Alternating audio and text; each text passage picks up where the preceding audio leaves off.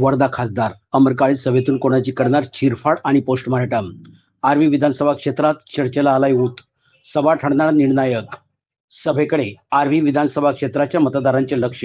तारीख 17ला गांधी चौकात जाहीर सभा. राष्ट्रवादी महाविकास आघाडी विधानसभा उमेदवार मयुराताई काळे यांच्या प्रचारार्थ जाहीर सभा. 17 तारखेला जी शेवटची सभा आहे ती 17 तारखेला होणारी शेवटची सभा माझी गांधी चौकामध्ये याच ठिकाणी आहे.